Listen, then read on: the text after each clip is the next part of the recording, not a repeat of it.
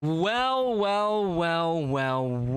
ladies and gentlemen, do we have a special video today? Because this is somebody who I haven't spoken about in over almost in total year, in fact. I think the last time I mentioned them was in a review on number 3, and that was back in April, and then prior to the year before that, his name really is kind of lost and forgotten. You see, this individual has published a total of 4 books, and I've reviewed 2 of them, skipped 1, I read it, didn't review it, but a special someone reached out to me through DMs and sent me a message. They said, "Hey, Daniel, do you want to see his 4th and final book?" Book's not officially out yet, so here it is.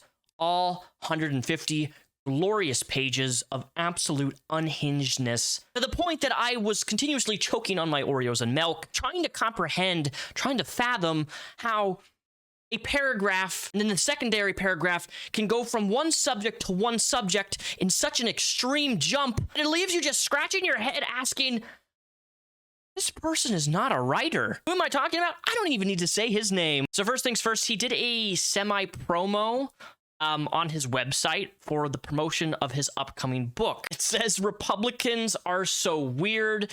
They say they want to lower taxes, but keep getting involved in expensive battles. They want a small government that says out of our private lives until you want to do the do, or to live as the gender you identify with. They are pro-life, but they're pro-penalty. They say they love the land, yet enable businesses to pollute it. They say they're pro-family until they find out your home has 2 dads. Yes, this is the comic strip that was in promotion of his upcoming book, which we're going to go into today. I'm not sure exactly why he chose to have that in the last second photo here. This face is very, very deformed. I don't really know what happened. Maybe the AI art just really, had a hard time registering his face as being human. He posted this himself, so I don't know if he wanted to be like a part Neanderthal. It definitely accomplished the goal. That said, let's begin. Introduction. For some time, I've always wondered if I'm a highly capable writer. You're not. Or if I'm a silly, aspiring for the impossible. You are. Throughout high school, I was deemed a superior writer. Without request, I was recommended to advanced placement solely in the field of English literature by my teacher, who at the time prided himself in the fact that he looked like a now deceased Joseph Stalin. I suppose he did. I mean, how could I not feel like he looked like that once fierce man? My teacher had a picture on his wall next to his desk of Joseph Stalin with a big bushy mustache. My teacher would stand to the side and say, "See, Gregory, you look just like him." And I have to say, he could have been the man's grandson for sure. My previous books are infamous. There is no question, no doubt that this is exactly what they are. Infamy means to be well known in a bad way. But what is a bad way am I known? Well, I could be undeniably one of the most hated men in the English-speaking side of the internet. One could argue that I am in one of the most hated men on the internet. Why? Well, it comes down to math. Or more specifically, percentages. Please, Greg, tell us all about math and percentages. After all, your GPA was under a 2.5. I mean, actually a little bit lower than that. There are men out there who are utterly despised, famous actors, popular YouTubers, or other celebrity social influencers. I am none of those things right now. Probably one of the most accurate things you've ever said. So, what makes me the most hated if I am seemingly a monumental has been, or even better, a never was? If there was a famous actors who are hated, popular YouTubers that are hated, or other celebrities, social influencers that are hated, how could I complete with this level of attention than the hate that they get? Let us use Timmy Jones, for example. Timmy Jones is a made-up person, not real, just simply exists for me to use as a fabrication instead of a real person, so I can never get sued for anything for the possibly alleged aliases or other aliases I plan to use throughout this book.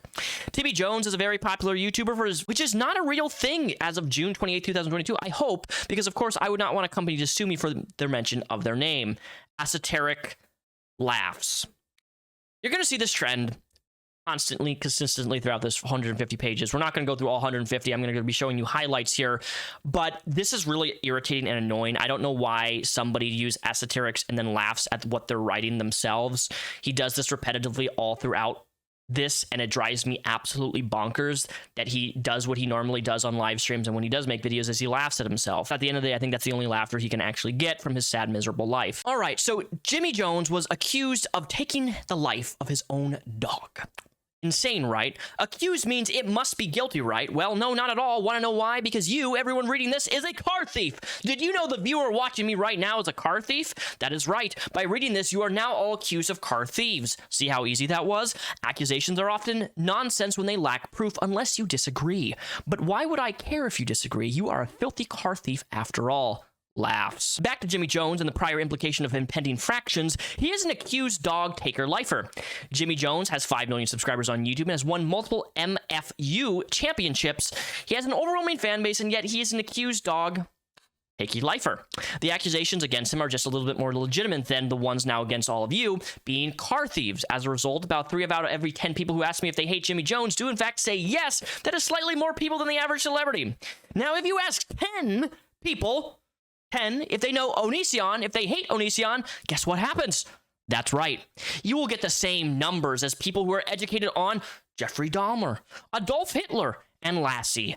Yes, everyone hates the dog Lassie, just asks them. Laughs. You might ask yourself, well, you could say the same thing about an unpopular person at a normal, boring job, so how are you even worth my attention? Well, first off, I'm probably not worth your attention. Damn straight. The first accurate thing you have said, Greg.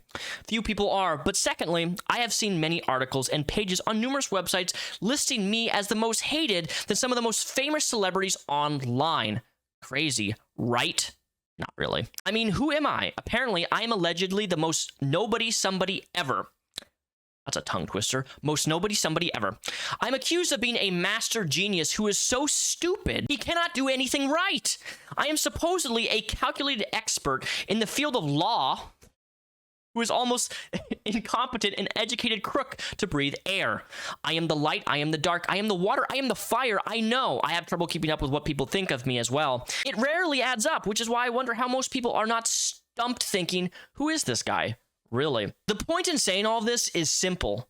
Rarely do humans find themselves being open for liking songs, books, videos, or other creations that are produced by a person they hate. For instance, if the 45th President of the United States released another book, would you review it as well? You probably wouldn't read it because you might be a normal, rational person. But for those who feel opinion needs to be known, especially if it's a hateful one, or watch a like-minded person rip apart in a YouTube video, but they would also, despite, leave an awful review dehumanizing the 45th president while proclaiming themselves superior. How delightfully toxic, right? Well, some people like to live that way, and that's their problem. See, right here, this is Greg demonstrating that he is very angry at many creators on the internet of YouTube who have reviewed his book and negatively blasted it and laughed and make fun of it, which is what we're doing today. This is for your entertainment purposes, because I know for a fact that you're not going to take the time out of your day to go through this. So I'm going to only highlight the pieces that are the most critically important, that will change your life, that will make you laugh. People love saying get a lawyer until it's them sitting in a legal office hearing that the retainer is going to be more than 4 figures. You think, quote, I worked so hard for all this money. Hell no, I'm not going to risk gambling it away. And for what? Also, people can say you winning in court proves nothing. I saw what you guys have done to other folks who were deemed decent people in court. No way I'm interested in sacrificing that much just to fall back in the same circle of faulty and delusionary commentary. Hey, you know, I know that paragraph, Greg, is dedicated to yours truly. I just want to thank you all the way back, what was it, 2019 or 2020? I appreciate you taking me to court because I financially came out ahead in that regard, and I was able to finish the rest of my schooling. I know I've said this in the past on this channel, but I do really appreciate it because your lack of brain cells made me money. And I will always thank you for that, no matter how bad or annoying or stupid of a person that you are. Despite the above, I will divulge this.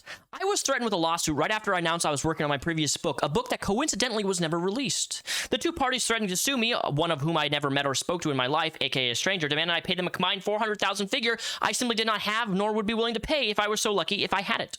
Once I proved my financial situation to the 2 suits on the phone and established that another lawyer had informed me that they were going to try to do to me was essentially attempt to con me, they hung up and I never heard from them again.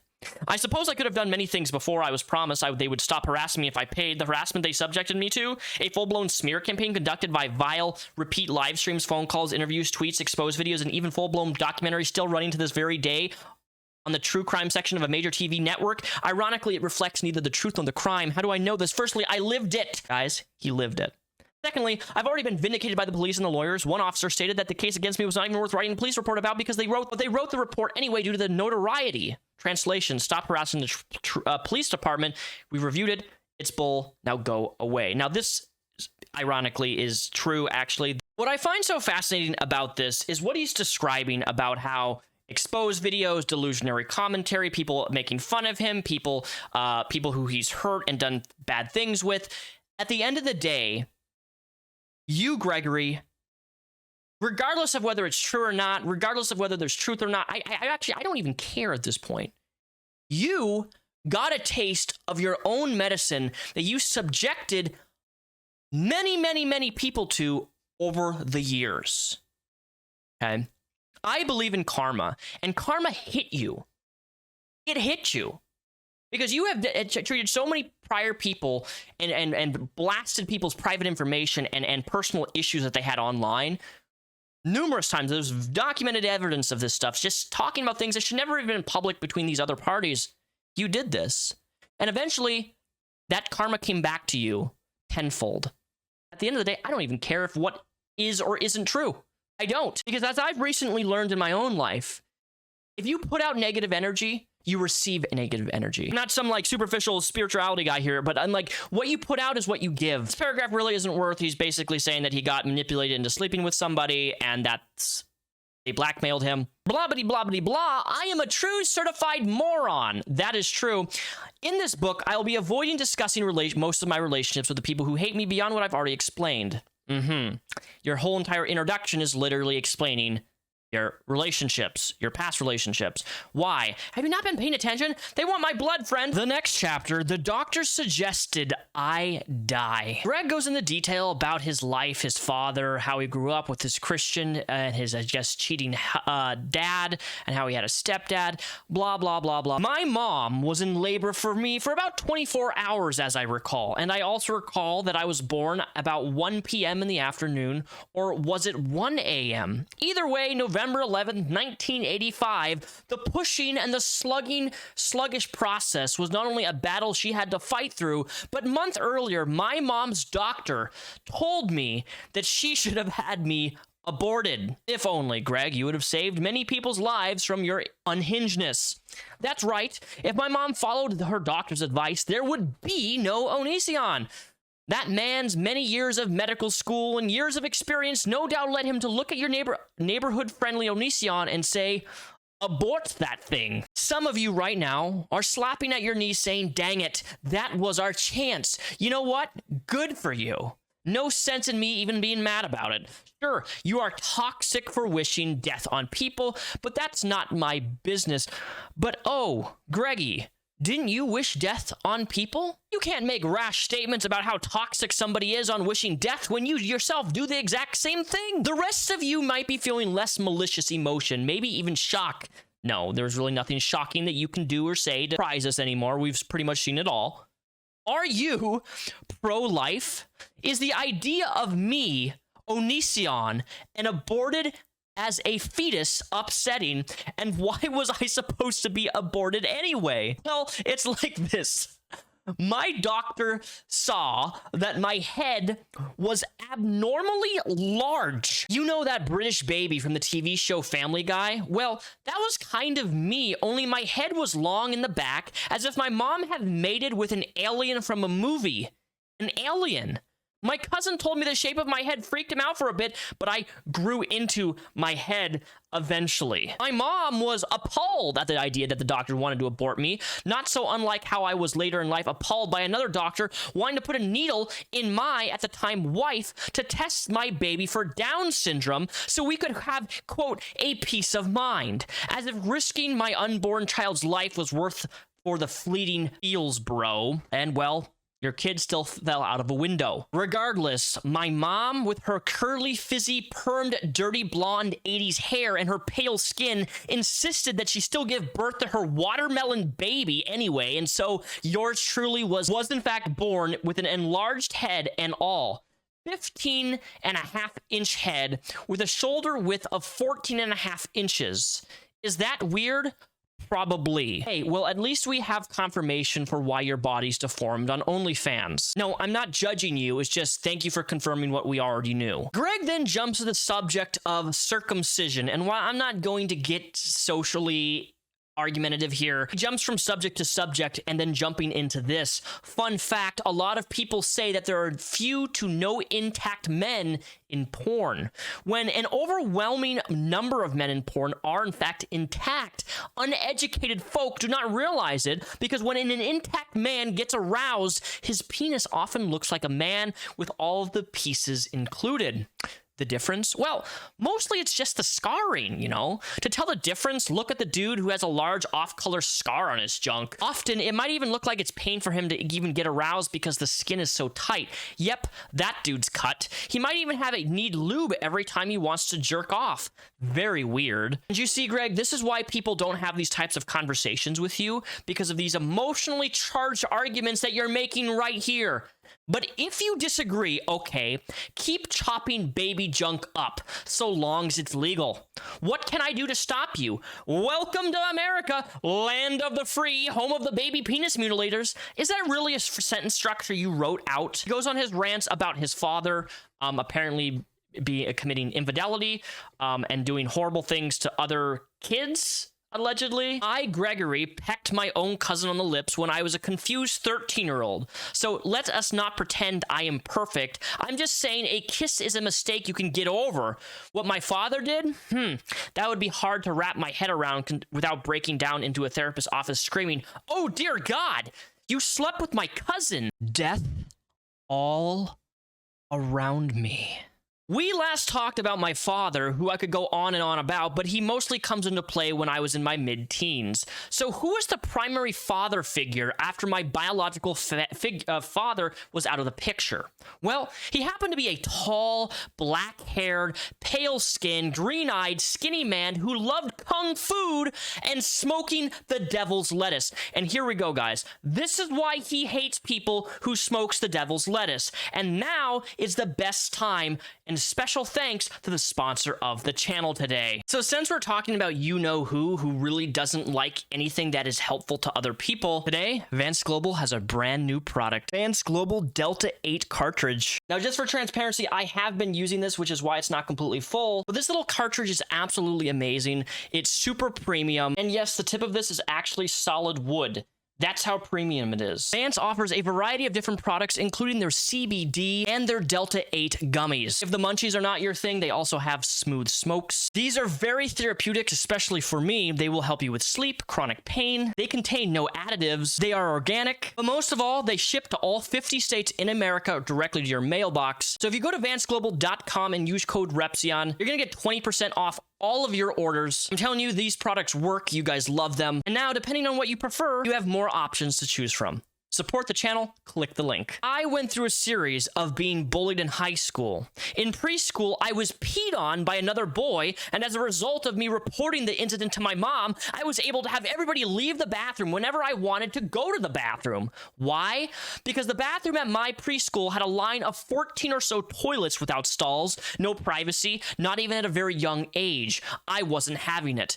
I hate to say it, but that boy peeing on my leg was probably the first of my memories. That was that and the powdered milk my mom used to insist I drink instead of real milk due to how poor we were. I remember the chunks of unmixed milk. Oh, what a terrible taste. Another school I went to where I discovered while waiting for the bus what a woman's boobs and vagina look like. At first, I was horrified. As I reached into that recycling dumpster and grabbed the adult magazine out of it, I flipped the page after page and saw a woman spreading the lips of her crotch to reveal what I could only assume was a horrifyingly dangerous wound. I, Greg, was not aroused by it. I wasn't curious about anything outside the concept that these women looked like their lower halves were seriously injured. Yet they somehow seemed fine with it, almost as if they were showing off their pending apparent deaths. There was this feeling that invaded my mind, an overwhelming fascination my emotions had come from seeing these images, but I just didn't understand what I was really looking at.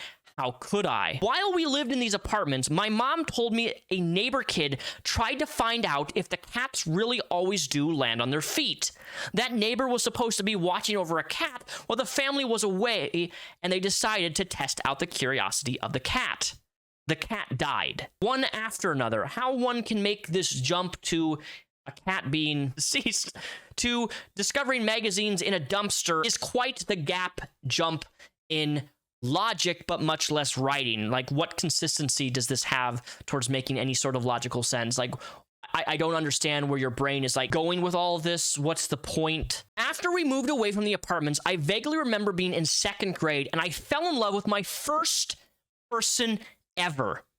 I knew almost nothing about her, but apparently I loved her so much, I decided it was important to beat up anyone who flirted with her. Ah, yes, the superior white knight Greg. You noticed in book 1 and 2, this is a constant trend of Mr. Heroic where he always has to save every singular woman in his books. Not once, not twice, not 3 times, but multiple times. He is always the hero having to save people. It is very, very weird. I've never heard somebody write about themselves in the 3rd person in every example, demonstrating how much of a heroic figure they are to save everyone, including lesbians, and then helping those lesbians find their sexuality with him. This is a real thing. Naturally, every book has some sort of paragraph that would imply him protecting the ones that he loves, no matter what. There we both stood on a sunny day. The playground was covered in fresh sawdust. We were by a metal pull-up bars, chatting it up, her and I. At some point, I insisted that I loved her, and I asked her if she loved me. I had no concept of any typical shows of affections and situations where you love someone, so I just used my words. A boy approached us and was seemingly bothered by this girl, and I asked her if he was bothering her. She didn't speak. He kept nagging and nagging and nagging as I tried to talk to her, and at some point I let her know what I was about to do, something to stop him from bothering her, so I turned to him without hesitation, and I began pummeling him, fist with my fists. Boy, I was now viciously pounding into who barely provoked me. In hindsight, was now screaming. He grabbed me by my long hairs in hopes of stopping my attack to his face. Now on the ground, facing away from him, I swung my fist upward and backwards to continue making contact with his face.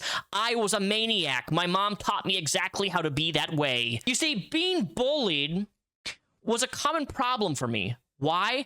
I was going to a poor kid's school. I was a poor kid myself. The poor kids are often hit by their parents more often than not. They're divorced parents. What do you do when your parents teach you that hitting is okay? You follow their example. After that fight with that boy, he very unexpectedly became my first ever fan. He would now say hi to me when he saw me, laugh at my jokes, tell me stories about his life, and why there was a really gross buildup of gunk on the back of his ears. The little blonde boy would say that his father offered him money to get rid of the junk on his ears by putting ointment on it. I kind of wonder now, why didn't his dad just put ointment on it? The next chapter, the gang wanted me dead. This introduction is to talk about his YouTube channels and how many views that he's gotten, blah, blah, blah. It's nearly not relevant. He's just gloating about himself. And then he asks, why did my success happen? It happened because I was an algorithmic god. What that translates to is I figured out how to make the system work in my favor and milked it for all of its worth till 2016 when it all changed. If I had to map my success, my rise was 2010 and my grand fall was 2019. You know, this is an interesting phrase here. You milked it for all that it's worth. It's almost like I did the same with you, Greg. Wow, what a concept. You milk other people, people milk you. We milk you dry. This sentence in particular, God, I loved the attention, still applicable even now. But he goes on to talk about his school classes and all of his accomplishments in the 3rd and 4th grade. I did manage to have a girlfriend in the 4th grade, just like in 2nd grade, only this time it lasted longer than a few minutes and didn't immediately end after I beat somebody up in front of her. This new girl was a very small Mexican brunette who liked me a whole lot than I liked her. She insisted that I put my arm around her whenever we were out of school and introduced me to her parents like we were going to get married one day for sure. The only other memory I have of her, well, of course, being nearly killed because of a member of a gang liked her as well. I was tasked by the 4th grader to meet him after a school for a fight. I was going to go until my girlfriend told me that he was bringing knives and that the other friends to jump me. This little boy planned to end my life over a crush I had on a girl, the type of parents you'd have to want. Like, okay, just stop. No, this didn't happen. I'm sorry, what? Gangs in 2nd, 3rd, and 4th grade? I'm sorry, I've never seen a 3rd grader with his Pokemon cards be involved with, like, the Bloods or the Crips or something like that. This is such a stretch of a fabrication. The next chapter, he lost his children. In life, there are people who are optimists, realists, pessimists, and so on.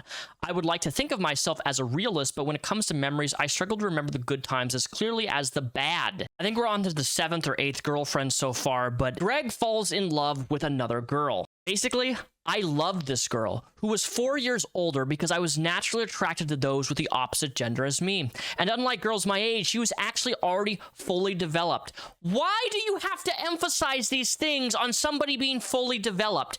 That is weird. No normal person talks about other, like, that's weird. I grew up Christian. I understand being sheltered and stuff, but this is not a normal way to phrase things. Oh, she was fully developed. Do you understand how creepy that comes along? And then you say, this, for a young boy like me, was awesome. I loved how she looked at me with her eyes so intensely, it felt like she was shooting energy right through me. I loved how she laughed at almost everything I said, how she clearly liked hanging out with me. She had long, curly brown hair that was obviously Latin, and she smelled awesome. Her sister was a thin, Asian-appearing girl, her mother being white, her dad being Chinese. Her brother reminded me of a young Asian Keanu Reeves, very cool dude, one of the cleanest guys I've ever met to this very day. As we went up into the shower, the girl I was infatuated with said, I'm gonna shower first, and you can join me if you'd like. And in that moment, I wanted to erupt into a yes, please, as the tension had been building all day in my pants, but she quickly said,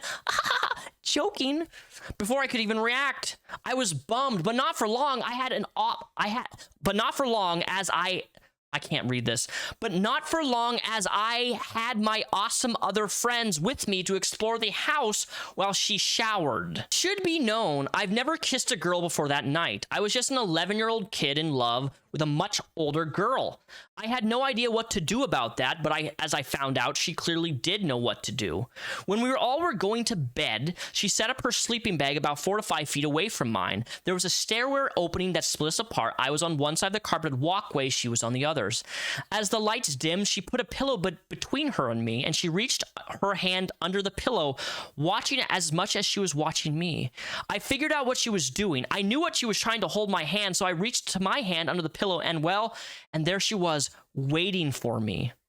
I had snuck out with girls my age back home, and here was a girl much older than me wanting to hold my hand. My head was exploding with excitement, and just then we heard, "Good night," and the lights went completely dark. It didn't take very long for her to slide over top of me and begin kissing me. At first, it started with kissing from the sides, but she eventually slid on top of me. For me, this was without question, the best moment of my life up to that point. I was not only kissing back, but I was sticking my tongue in her mouth and touching her everywhere she was touching me. Anyway, unfortunately, I can't go into too much depth about what happened because you have to remember, I was an 11-year-old boy. I don't want to freak people out too because it feels weird about talking about it. So maybe we'll save more intense experiences for periods in which I was much older. Yeah, bro, if this happened, whether you acknowledge it or not, this is abuse. And this is an actually really severe thing that you're kind of oddly like justifying as, oh, there was nothing wrong with this. And they're literally involved in like touching somebody who is 10 or 11 years of age. It doesn't matter if it's a girl, boy. I would classify this as abuse. And And I know there's this stipulation and this misconception that, oh, all young boys want to be touched by some older woman or something, but this is not the case. And if this really did happen, Greg, this would be classified as abuse. It doesn't matter if you want it, because you as a child, 11 years old, cannot consent to things like this. And you have somebody who's older taking advantage of you in that position. As much as you are a pathological liar and I don't care about you, this is fucked up. And this should be acknowledged for what it is. This is not normal. But you know what did happen? The following summer, she slept with her younger friend. I had. That's right. They wound up full-on, openly dating. By the time she was 16 and he was 11, jump forward to the last time I was around my father when she was 19 and I was 15. She barely even acknowledged that I existed. She showed up to my dad's house, sat on the couch with her new boyfriend, looked extremely unhappy, barely made eye contact with me, and she had a double chin. Genetics, I guess. That's just how life goes. I have skin cancer and severe acne problems in the family tree, so I get it. He left shortly after. God, that's weird. Girl I lost my kissing and other things virginity to was essentially apparently ashamed of ever going through that with me. I wonder why.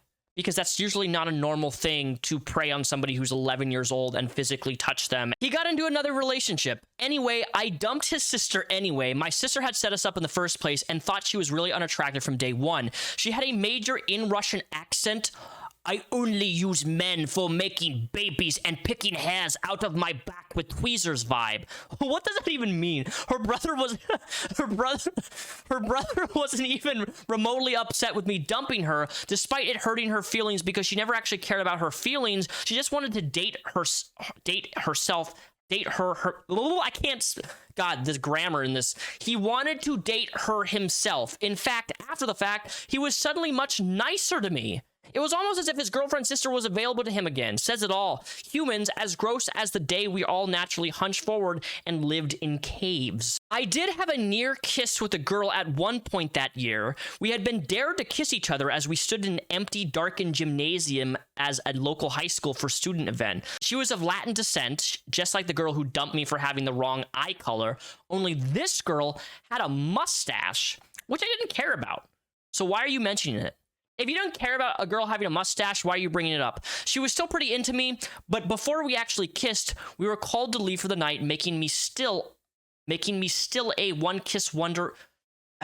God, am I just having a struggling? But before we actually kissed, we were called to leave for the night, making me still a one-kiss wonder with the lady whose piercing eyes felt as if they could kill. Regardless, I have to admit, I was a simple 7th grade boy. The only girl I was interested in dating back then was another girl in my grade. This one just happened to have the chest the size of a grown woman and then some. She was the only person in our entire school who clearly drank way too much milk or something, because she looked like an adult in a pretty much every way to the rest of the students. But I never had the courage to ask her out. Whenever I talked to her, she would beam from ear to ear smiles at me and made me feel absolutely amazing. To be blunt, my insides were like a circus of sensations and emotions whenever I was around her. I could just be overwhelmed that there was someone who looked like a full-grown woman that I could date, despite being the young age that I was. And yet, I never did. I never even tried. What a ridiculous boy. I was actually a great kid still, but I did eventually fantasize about murdering my peers in a blaze of gunfire. I was a teenage white boy living in the gloomiest state in the US. Come on. In almost no other book will you ever find somebody this honest. Instead, they fill you with all their, oh boy, I acted perfectly pretty much my whole life, and I promise I'm not damaged or anything, la-di-da-di-da. This is not the book that you're reading.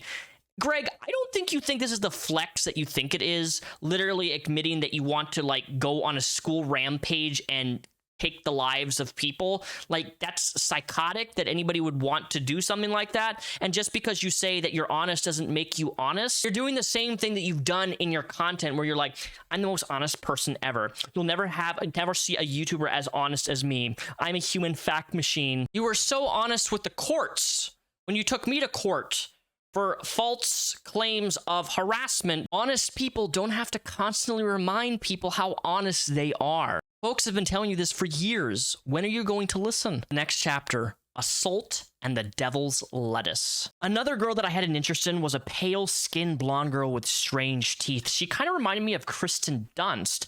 I think I even asked her out at one point, but she turned me down. Her response to me asking her out was very vague and confusing. I don't remember what exactly she said specifically, but I get the impression to this day it was because she was a rich upper-class girl, and I obviously was a not rich upper-class at all.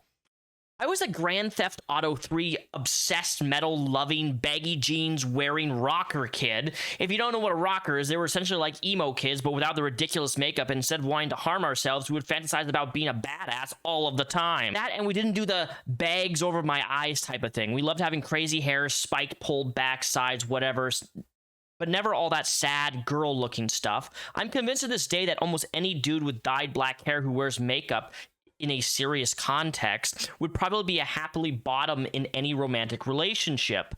Zero alpha male energy from those guys. Well, it's nice to know that you still use those phrases, thinking that it holds some type of merit. I'm really sorry, Greg, that I don't buy into the whole alpha male garbage shit. Now, you see, this new girl was clingy, which I loved, but the problem was she just didn't have a lot of life experience or common sense. What I mean by this is, like, the first time I kissed anyone, Greg, did awesome. It was with a girl 4 years older than me, and everything felt so natural with her. Kissing the first girl ever flowed like water. Our movements matched each other. We complemented each other out perfectly. Now, this new clingy e-bony princess wanted to kiss. Well, she just couldn't wait. We had just started dating, and she planted her lips on mine right in our school hallway, which is so ironic, Greg, that you talk about how, like, she wanted to, start making out and getting involved with you so fast when all the previous relationships of people who you didn't hit on, that's what you were fantasizing about doing and wanting to do to them. And then when you have somebody, a woman, who is actually throwing themselves at you, now it's all gross. Like, what do you want? Do you want somebody to love you and care about you and give you affection? Or do you just want things that you can't have or you know that you can't get? Think about that. Sounds fine, right? Wrong. It was the worst kiss I've ever experienced in my entire life. She puckered her lips so tight, almost to make a donut shape. When she pressed her lips against mine, there was so much muscle being flexed in her lips that it felt like trying to kiss me. It felt like she was trying to punch me in the face with her lips. Additionally, she did in fact leave a hole in the middle, which she tried to stick her tongue through, like she was an ocean creature. Dude, do I have to explain more? It was horrifying. I broke up with her the next day. I know. Shallow. I guess my reasoning here is that when you kiss somebody, you should feel emotion behind it. It should give you a drive, you guide you like a dance. You should naturally know how to move because it's what you dream of. It's what you were made to do. Years later, the phone rang. Hey, is this Greg? It was her voice. I replied, yeah, it's me, she added. You remember us dating us before? I replied, yes. How have you been? Blah, blah, blah, blah, blah. Awkward silence. She says, I've gotten a lot bigger in the right places. And the conversation's over for me. I knew what she was doing, and it represented more logic errors. Why was she calling me up just to tell me her tits were bigger? Like I cared. She had big ones before. I still didn't stay with her because there's a whole lot more to relationships than how fat you have dangling off your rib cage. But yeah, that girl that dumped me before for not having blue eyes, she was even on the wrestling team, but wrestling her, that was something I wanted to avoid at any cost because I didn't want to accidentally get a boner if I wrestled her. I only had an issue with people thinking I had a boner when I didn't. Specifically, when I do pull-ups, multiple girls would interchangeably look at my shorts and say, do you, Greg, have a boner?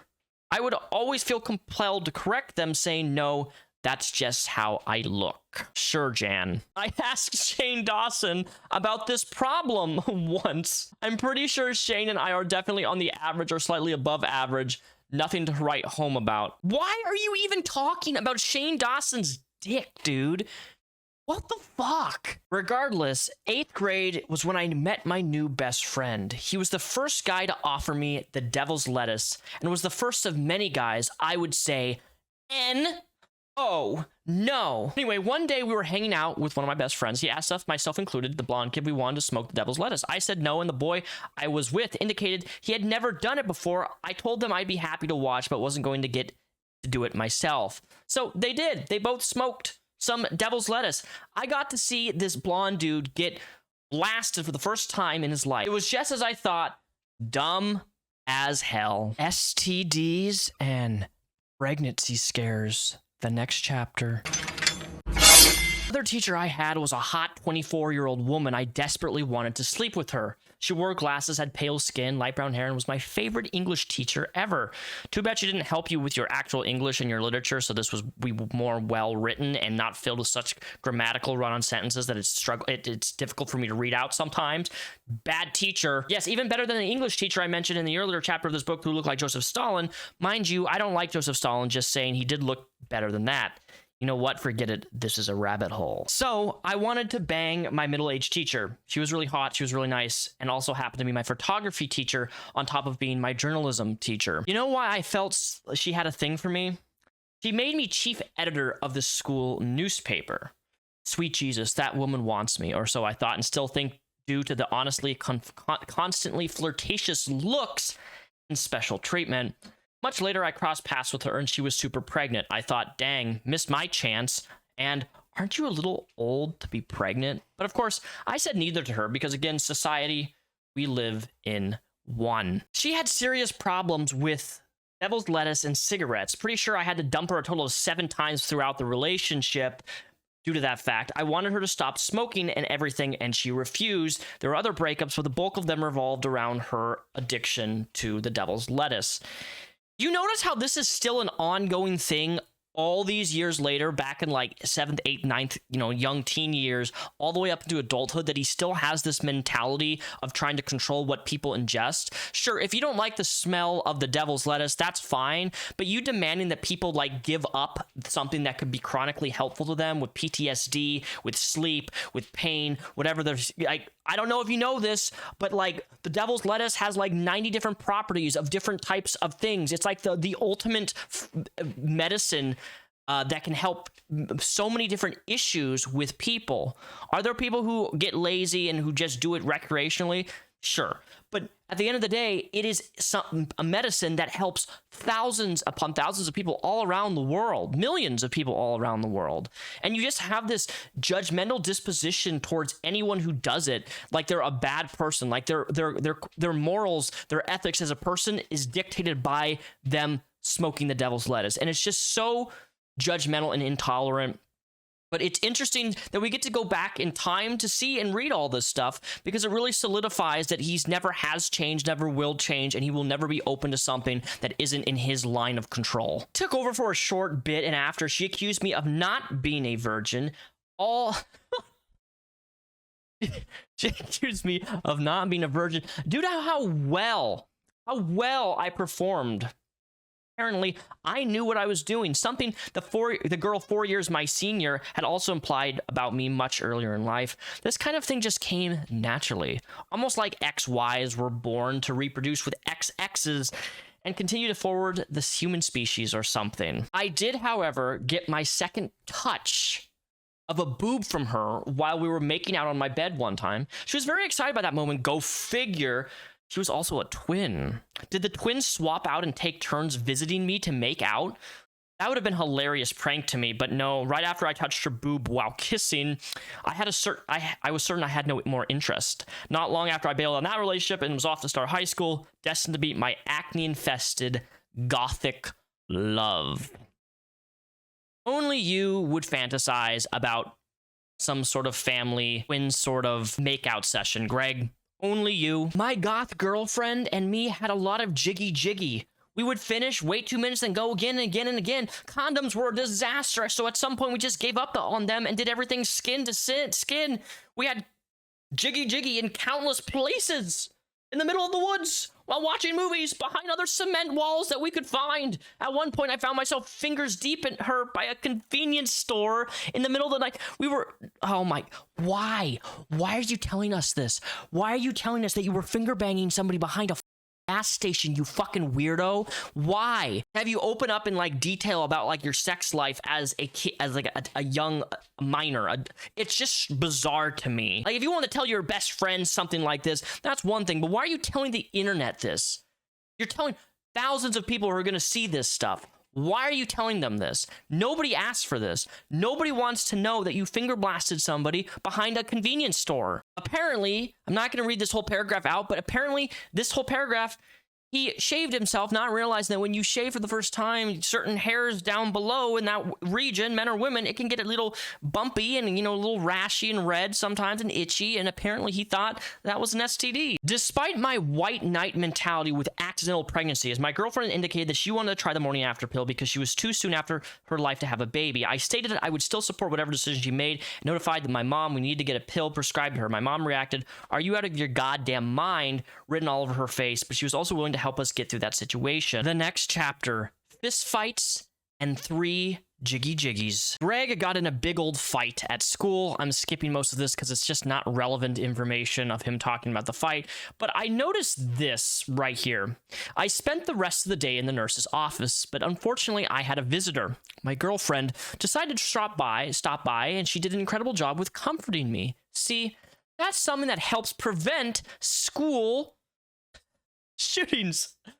Having a girlfriend. Yep, totally. If you have a girlfriend, you're not going to shoot up a school. Wow.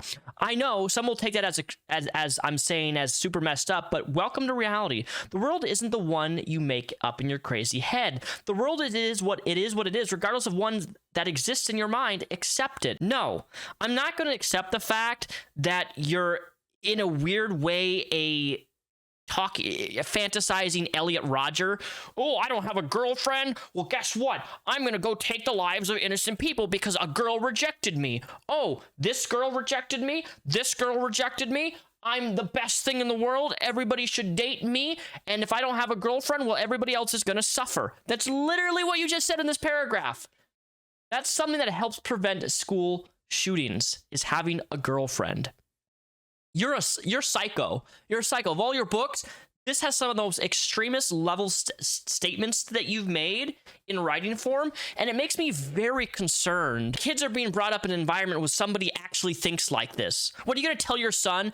You know, if you don't get a girlfriend by this age, you deserve to wreak havoc and bully everybody and make fun of people and spread rumors and just treat people like absolute shit in high school because, well, you didn't have a girlfriend, she rejected you, so therefore it means in turn you can treat other people like shit. The fact machine is, if there was love in these idiot school shooters' lives, they would never become a school shooter. But they didn't have a girlfriend to kiss them and hug them like I did. So you're telling me if you had lacked these things, Greg, that you would have just blown up a school for no reason? They didn't have the same reasoning skills I did to factor in all the innocent lives that they would have been lost by mistake during such a moronic act as shooting helpless people. School shooters have all the wrong tools, guns, and none the right ones. Love. That is everyone's problem and everybody's fault. Look, it doesn't matter how a child or somebody is, even if they're given love and acceptance and cared for by their mom and parents, even if they don't have a dysfunctional background, that doesn't make somebody not go off the deep end and just want to harm people. This idea that if you're just loved as a kid, that all your problems will go away and that you'll never have to experience any sort of, you know, I don't know, struggle is just absolute bullshit. The idea if more people were loved, therefore terrorist attacks wouldn't happen. People around all the world would just be better and happier and nobody would ever hurt each other. That's just not the reality. That's not the human condition. You're disconnected from reality, and these sentence structures that you're writing here, these paragraphs, showcase how disconnected you are with reality, because you're literally telling us what would have happened had you not gotten a girlfriend. So what would happen if your husband right now left you? You're gonna go on a rampage? You're gonna get in a car and just run people over? Later in life, I would have a number of threesomes, but at that age, I was much more uptight, blah, blah, blah, blah, blah, blah, blah. I don't really want to care. This is just weird. It was actually the Jewish lady who left the room in the threesome to cheat, as I recall. I don't know, if you have a circle of all consensual adults doing things, I don't really see how that's cheating, but I had also heard rumors that my girlfriend had dated a girl who suggested a threesome before she dated me, but they had shared toys, all of which made me even more uncomfortable with this geeky curly-haired friend, but whatever, she was never actually mean to me, just a very adventurous, devil's lettuce peddling person, not compatible with me or my life, but fine in her own world, far from me and my eye rolling. The final straw was blah, blah, blah, blah. My girlfriend was doing the devil's lettuce behind my back, so I asked the other person who she might have been disloyal with, and she said no. I asked if it was about devil's lettuce. She smiled ear to ear. I didn't get any further confirmation from this freckled, pale prep boy. And after that school, I confronted her and dumped her. I don't think some of you understand what talking to someone as much as I talked to her can do to a person. We looked at each other's souls with love. She eventually took my virginity and even wound up being some kind of swamp creature. I would love her deeply while everyone around me ran in horror. 9/11. There are two types of people who are combative and just don't get why no one understands them or can be chill with them. These people are called socially inept. There are people who know how to talk to others, not be combative and try to figure out what type of conversation would be the best to each person. Those are called sociopaths. Haha, kidding. But my recent strategy to talking to people is simply to avoid the triggers. If you know talking about something will upset someone, you don't do it. That's interesting. Because, man, if we go back to the Onision files from how long? I think that video has like 3.2 million views. You do that a lot. In fact, you go out of your way to specifically bring up people's trauma and trigger them intentionally in past content. You outed somebody for abortions that was private. Something that they went with, their internal thing that they went through in relationships they've never disclosed publicly, and you blasted that out all on the internet. All of their personal stuff. That's how socially likable people behave. They try to bring out the best in each other instead of just being a jackass who have the right to be right all the time. At school, I saw a girl across the cafeteria who I thought was hot. She had short black hair, was skinny, had pale and skin, looked like a rebel type. I thought about her for a day and then decided the next time I saw her, I would ask her out. In fact, I did see her soon after. So I walked across the same cafeteria that same time of day and asked her out just as I planned. What I didn't plan for was for her to be super unattractive. I have a real problem with going with the flow as not to be awkward or hurt feelings. That much is obvious when someone later in life made it clear they would destroy my life if I didn't sleep with them again. Me going with the flow and doing what I assume will not hurt their feelings of the nearest female. The point is, I asked her out, and to my disappointment, she said yes. One of the most unattractive things about her is that she wrote 1,000 pages about her in a fictional world with the quote Undertaker, the professional wrestler from WWE. She asked me to read it, so I said I would, and when she handed me the massive pile of paper she had written this book on, I had a mini panic attack in my head. Are you serious? You wrote what looked like 3 novels stacked on top of each other about a professional wrestler and you in a relationship together? You want your boyfriend to read it? The last thing I read was either Goosebumps book or On the Pale Horse, and both of them, not very long books, were actually interesting. So I held on to that for a while and found another thing that I was about her that I feel irritated by. She always wanted to show affection for her when it was inappropriate, whether that be putting her arm around her in front of her parents or other just forms of physical affirmation.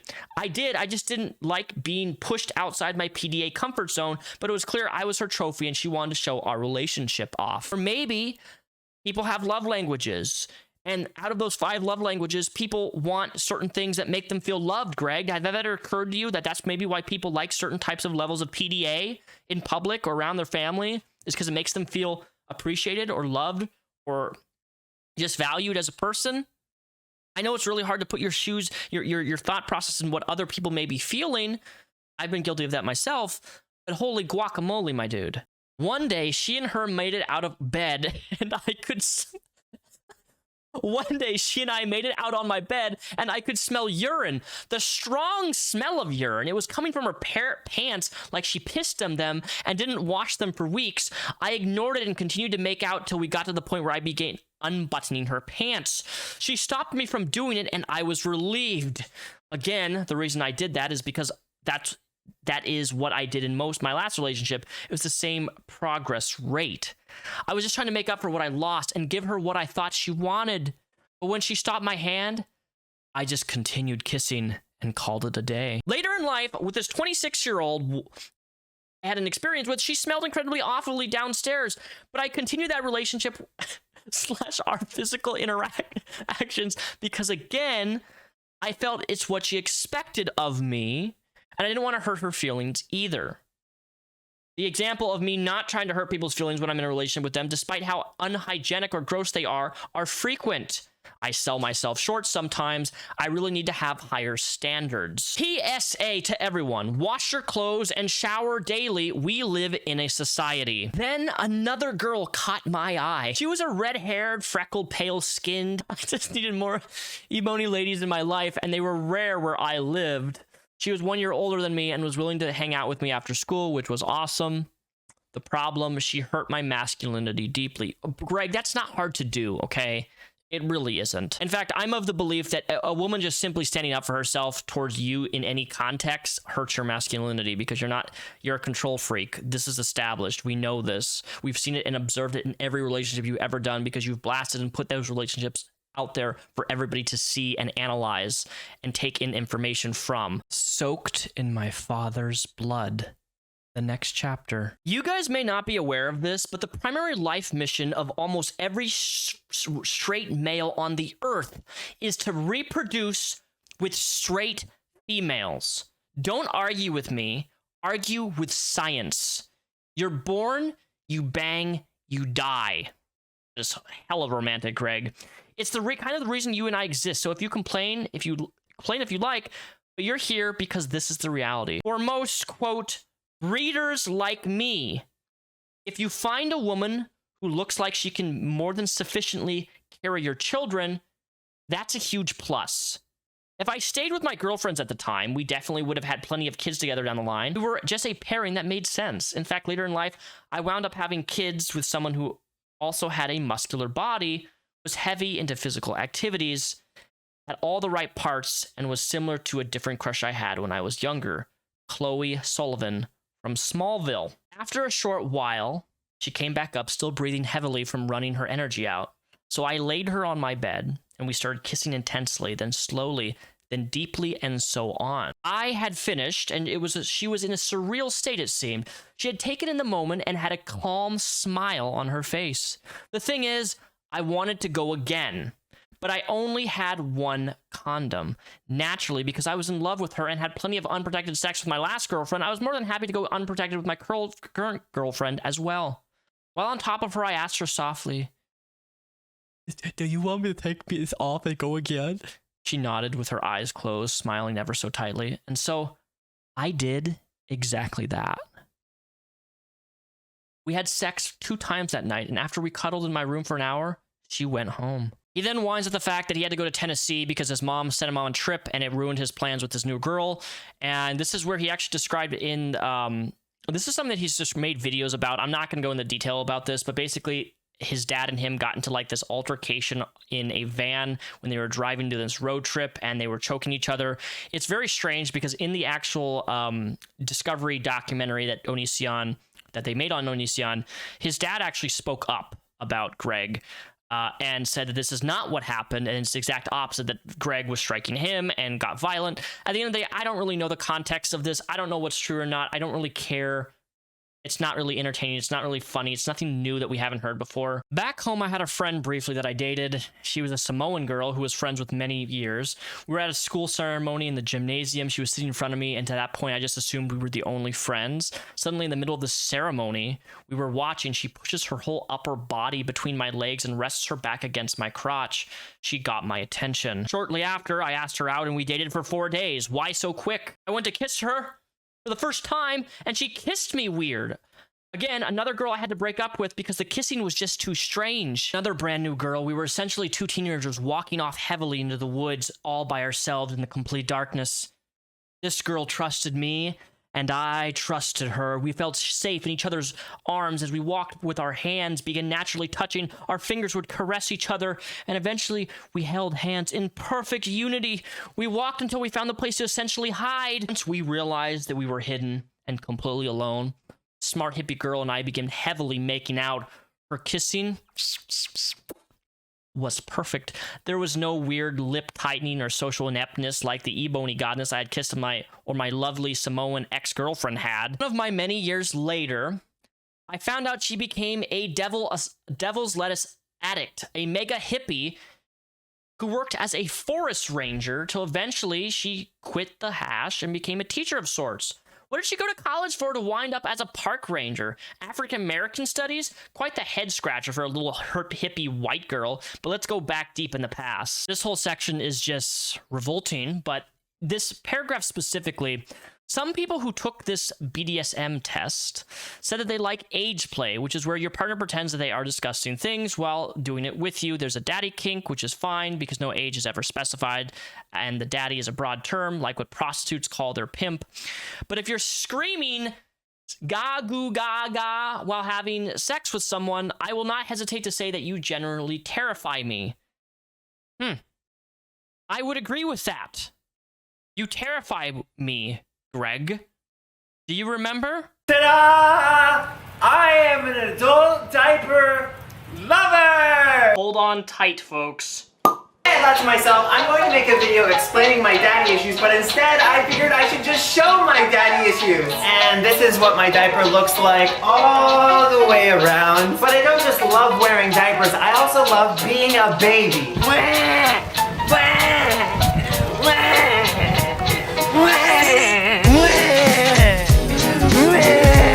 Anyway, today live I wanted to show my significant other what I really am, which is awesome. I'm going up the stairs. Wait, babies can't climb stairs. Oh no, I can't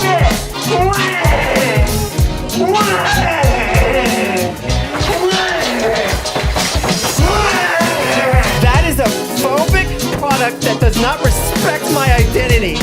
Be bigger. I'm a big baby. Baby needs us spanking. So I just told Lainey that I am a diaper lover. And Lainey could not be happier or more supportive. Wow! My papa got poopy and I don't know what to do but itch. Wow! Now baby's gotta figure out how to use the bathtub.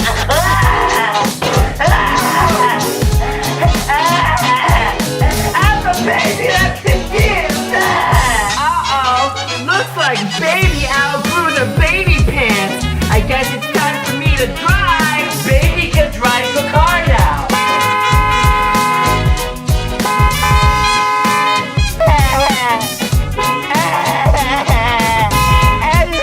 My bottom mean.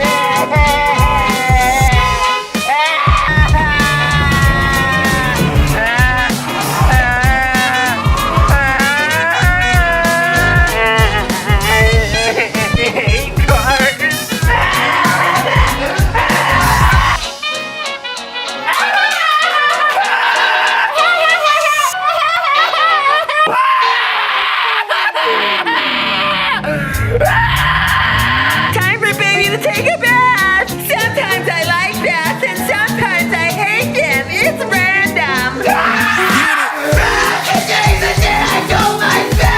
Yay! Now I'm clean and it's like none of the torture happened. Stop! That's enough. At some point, I and 3 other girls went swimming. One girl being the Samoan girl I would later date, the other being a creepy pale girl who looked like a Teletubby, and the last being my Asian girlfriend.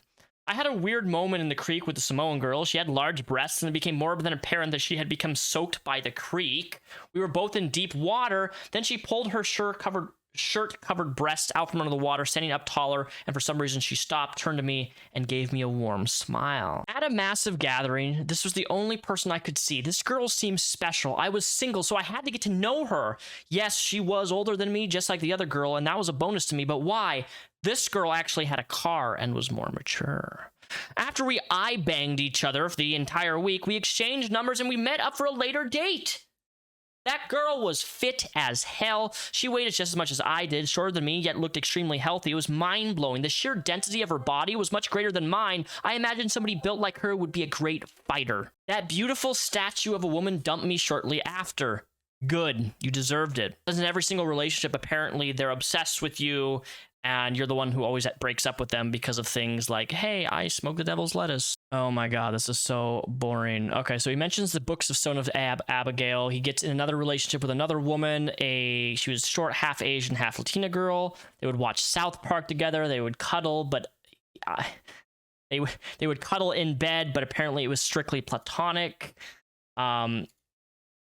He wasn't attracted to her, though, and then he got in trouble by the parents of this woman because he forgot to not watch her go into the house and left her stranded outside her parents' house. And then the mom called them in broken English and began accusing him of sleeping with their daughter. And we're already on to the final chapters. The passing of his best friend. It's just blah, blah, blah. I talked about this in the last book. His friend passed away. Now, interesting enough, I actually did not know this, but he, I guess, started a plumbing career, which is honestly no diss to plumbers. Trade is a really great stuff. Construction, plumbing, welding, electrician, all that stuff's fantastic. So, kudos to you. And I mean this, I'm not being an asshole. I didn't know that he actually tried to do the plumbing career, but he was essentially laid off. I guess his coworkers made hella fun of him, which is kind of normal in the trades and construction and that stuff. You kind of have to have some balls and be able to take some people pranking you and making fun of you just as a new entry in any job career, especially in the trades fields. It's very, very normal. But after the plumbing thing didn't work out, he joined the Air Force. The rest of these pages, it just gets progressively like nothing. Do you ever feel like you're burning out? Like you're worn super thin, like your soul is just sputtering, pushing around only fumes from actual fuel that's absent from your tank? Sometimes I get this way, and when I do, I just need to take a step back and go on a mental vacation. And my training instructor was hot as hell. The female one, not the male. The male one looked like Mr. Clean, but more like if Mr. Clean was a mix with Christian Bale. Like they had a baby somehow. Kind of an awesome looking dude, but the female, she was about 5'0" tall, had freckles, red hair, and a loaded mouth on her. That means she was a firecracker. A hothead.